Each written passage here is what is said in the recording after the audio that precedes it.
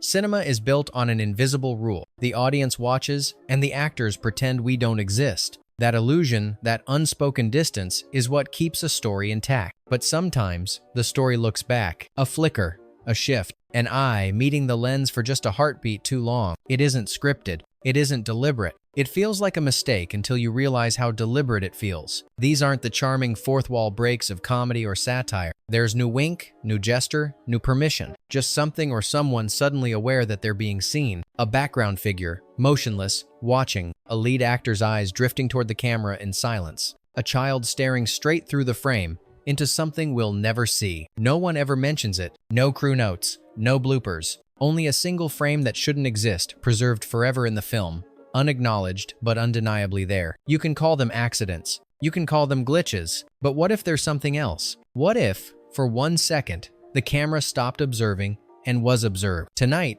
we're diving into 15 moments when films broke their own boundaries, when characters turned their eyes toward the lens toward us without meaning to. Maybe it was coincidence. Maybe it was instinct. Or maybe, just maybe, it was recognition. Because every time we look into the screen, the question lingers. What if something inside is looking back? The Silence of the Lambs, 1991. Clarice Starling spends the entire film being watched. By men, by monsters, by her own fear. But at the very end, she's the one who sees. She moves through Buffalo Bill's basement breath-tight, flashlight trembling.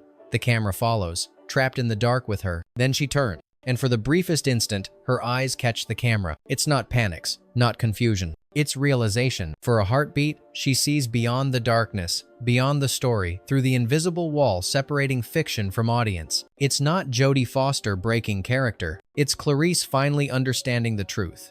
That she's never been alone in that house. The real gaze haunting her isn't the killer's. It's ours. Because long before she points her gun into the dark, we were already the ones watching from it. Cash 2005.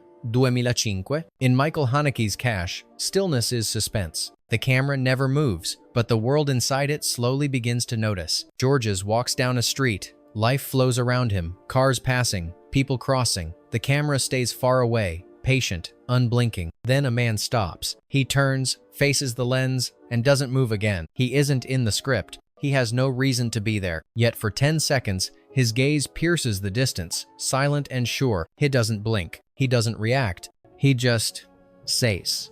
Haneke never explained the shot. He didn't need to, because in a film about guilt and surveillance, this is the moment when the roles reverse. The watcher becomes the watched, and the screen that's safe divide becomes a window. You're not just observing the film anymore. It's observing you. Hereditary, 2018. Grief in Hereditary doesn't fade. It infects. It lingers in the corners of every room, inside every glance, until finally, it looks back. During the dinner confrontation, the tension feels unbearable. Toni Collette's fury fills the frame. Then the camera cuts to Peter, and for an instant, his eyes meet the lens. It's small, almost imperceptible, but that look is unmistakable, raw, aware, and painfully human. He isn't reacting to his mother anymore. He's reacting to us, the audience, the witnesses to his unraveling. Ari Aster's control leaves little room for accidents.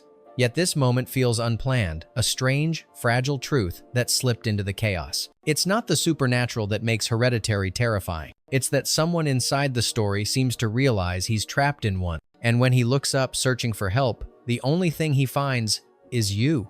Possession, 1981. Zhukovsky's Possession is a descent not into madness, but into recognition. It's a film that feels alive, unstable, aware of itself. And in one small, silent shot, that awareness becomes real. Mark speaks with a teacher, framed by a frosted glass door. The light is dim, the tone is calm, but behind the door faint, still stands a man. He doesn't move. He doesn't belong to the scene. And yet, he's looking straight through the glass at the camera. It's not reflection. His outline is too solid, too deliberate. He isn't credited. He isn't explained. He just exists, and the film moves on. Some call it a production accident. Others, an act of haunting. But it doesn't matter. Because that one gaze does what the rest of the movie only suggests. It collapses the distance between fiction and the one observing it. For a second, the camera doesn't capture the scene. It captures someone looking back from inside it. Eyes wide shut.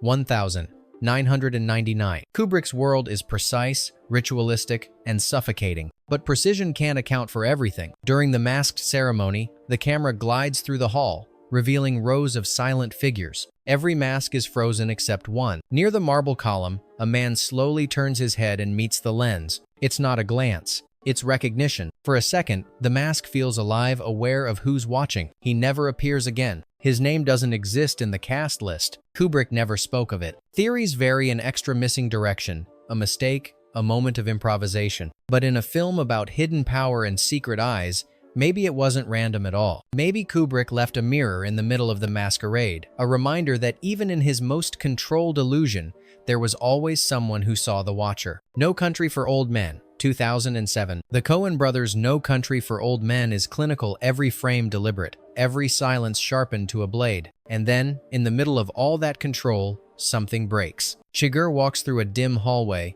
his boots clicking against tile. The air hums with tension. The camera follows closely behind. He stops, turns his head, and looks into the lens. It's quiet, still, but unmistakable. His eyes hold for just a second, long enough to feel intentional, too long to be ignored. Then he walks on, and the spell resets. No commentary mentions it. No theory explains it. But that single look feels like awareness, as if Anton Chigurh, embodiment of fate, finally recognized the ones observing him. Because in that moment, he isn't death chasing his victims. He's death finding us. Poltergeist 1982. Poltergeist is famous for chaos, rooms exploding, toys flying, the invisible made visible. But somewhere inside that storm, something else slipped through. In the bedroom scene, everything is alive. Furniture spins, objects rise, air trembles. Then, for a blink, a reflection appears in the corner. A man's face, still, staring. It's not part of the set. It's not a crew member. And according to production records, there was no mirror in that room. The reflection lasts less than a second, but it's sharp, real, unmistakably human. People have called it a trick of lighting, an optical illusion, an artifact of film stock. But the gaze is too direct, too precise. Maybe it wasn't an accident. Maybe Poltergeist, a film about the dead reaching through the screen, did more than tell that story. Maybe, for a heartbeat, someone reached back. Fight Club 1999. In a movie built entirely on illusion, the most disturbing moment in Fight Club might be the one that wasn't planned at all. During an early support group scene, the camera pans across a room full of broken faces. Then, in the back, one man looks into the lens. He doesn't speak. He doesn't blink. He simply stares. The shot is brief, easy to miss, but once you see it, it's impossible to forget. Because that look feels different. It doesn't belong to the story. It belongs to something aware of the story. He isn't listed as an actor. Fincher never addressed it. It's just there. A single human acknowledgement inside a film about control and chaos. In a story where no one is really who they seem, this moment cuts the deepest because for a heartbeat, the fiction knows we're real, and it's looking straight at us. Don't Look Now, 1973. Venice has always felt haunted its beauty, hiding something ancient beneath the surface. In Nicholas Roeg's Don't Look Now, that haunting finally turns to face us. During a quiet church sequence, the camera drifts through the pews, shadows shift across the walls, light flickers off the candles. Then, without warning, a man in black turns toward the lens. His expression is blank, not startled, not curious. It's as if he was already waiting. The moment lasts only seconds. The scene moves on, but that stare, it lingers. He doesn't appear again. His name isn't in the credits. There's no mention of him anywhere in the film's history. And yet, for that 1 second, the boundary collapses. Was he a mistake? A stranger who wandered onto set? Or did the film, in its obsession with death and recognition, simply reveal itself and let one of its ghosts see us? Signs, 2002. M. Night Shyamalan's Signs is built on restraint.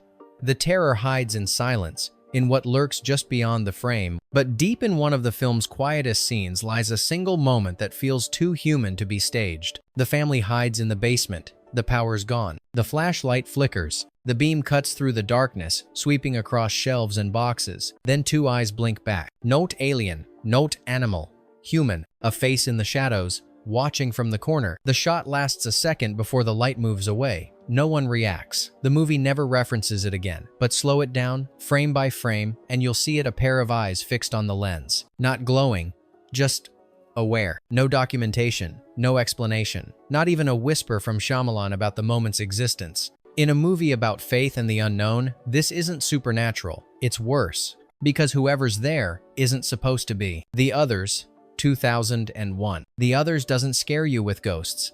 It scares you with awareness, the idea that you're the ghost. In one quiet dinner scene, Grace sits with her children as candlelight flickers across the table. The air feels heavy, unreal. The camera circles. Nicholas looks up and his eyes catch the lens. He doesn't move. He doesn't speak. He just watches. It's a look that lasts half a breath, enough to feel deliberate, enough to make the room colder. Amenabar never mentioned it. Critics never caught it. But once seen, it can't be unseen. The boy isn't looking at his mother. He's looking through the illusion, through the thin glass, separating fiction from us. Maybe Nicholas didn't see the camera. Maybe he saw the watcher behind it. And in that moment, the ghosts weren't them. They were us. Goodfellas, 1990. Scorsese's Goodfellas is pure control movement, energy, rhythm. Every shot sings. Every cut feels alive. Except one. As Henry's paranoia peaks, the world around him starts to slip. The camera follows him through the house, quick, breathless, until he enters the kitchen, and then Karen turns. Just for a second,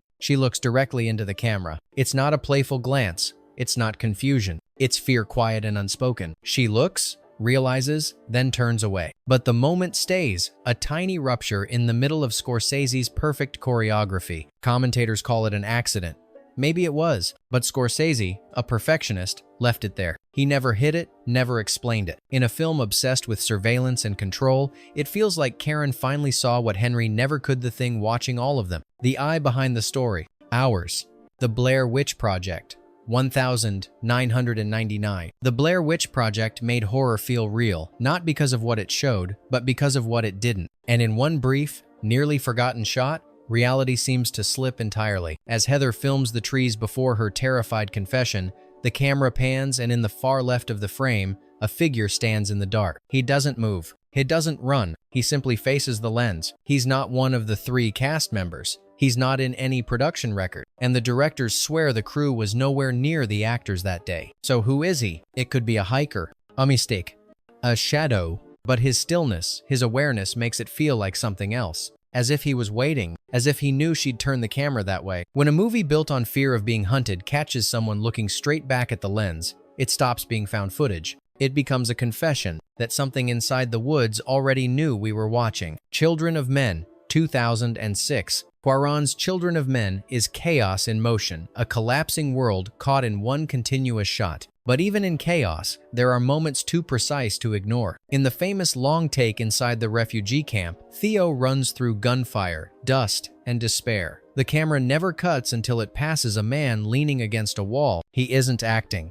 He isn't hiding. He's looking directly into the lens. His face is blank, his body still, but his gaze steady, unwavering, seems to recognize what the others can't see. He's not listed among the extras. He never reappears. That look wasn't rehearsed. And yet, it's impossible to believe it wasn't meant to happen. The camera moves on, but the moment stays like a whisper from inside the film itself. Maybe he saw something behind the lens. Or maybe, for a single frame, he realized what no one else in that world did, that he was being watched. The Shining, 1980. Stanley Kubrick's The Shining is a film of control. Every light, every movement, every sound deliberate. Nothing happens by chance, except this. As young Danny pedals his tricycle through the Overlook Hotel's endless corridors, the camera floats behind him, gliding perfectly in sync. Then, just before he turns a corner, something moves above him, barely visible, but real. A figure in the shadows near the ceiling, still, human, looking straight toward the camera. It's not part of the story, it's not part of the set. It's not supposed to be there. No crew reflections, no equipment, no explanation. Only a faint outline, a head, and the unmistakable suggestion of eyes. It doesn't move. It just observes. Kubrick never addressed it. Restorations kept it. And so the moment lingers, a detail too strange to be coincidence. In a film haunted by repetition and madness, maybe the real ghost isn't in the hotel. Maybe it's the one that noticed the camera and us behind it. The Passion of Joan of Arc, 1928. Before sound, before color, cinema was pure silence, and in silence, even the smallest movement becomes infinite. In The Passion of Joan of Arc, Dreyer captured faith and pain so vividly that every tear feels eternal. But hidden in one of those frames is a face that shouldn't exist. As Joan stands before her accusers, the camera holds on her trembling expression. Behind her, slightly blurred, a hooded figure lifts his head and looks directly into the lens. He's not in the cast, not in production records. He's never acknowledged, but he's there, immortalized in light. His expression isn't anger or empathy, it's awareness. He's not looking at Joan. He's looking through her and straight at us. For almost a century, no one has been able to explain who he was. Maybe he was a mistake. Or maybe he was the first to understand that film doesn't just preserve images. It preserves eyes that still remember seeing us. Every frame is supposed to be a barrier. It separates story from spectator, illusion from reality. But sometimes, that barrier fails. These weren't scripted moments. They weren't performances. They were ruptures, cracks in the invisible wall where something alive slipped through. A face, a look, a second of recognition that reminds us, the camera isn't just a tool of observation, it's a mirror. 15 times, the lens captured something that shouldn't have noticed it. But it did. And now that you've seen them, you can't unsee them. Maybe they were accidents. Maybe the films themselves are aware. Or maybe, deep down, the truth is simpler. The moment we began watching movies, movies began watching us. Tell us which one haunted you the most. Comment below, subscribe for more. And remember, the next time you press play, don't assume you're the only one watching.